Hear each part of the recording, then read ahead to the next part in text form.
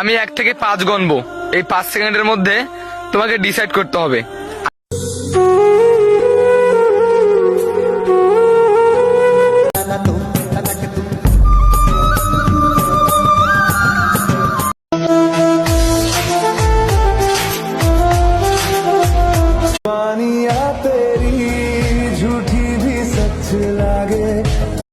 এক লোক তার বউকে SMS করছিল, কিন্তু ভুলবশত সেই মেসেজটি চলে গেল।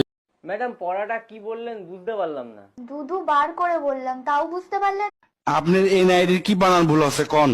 আসেন সুতি, কি অসভ্য।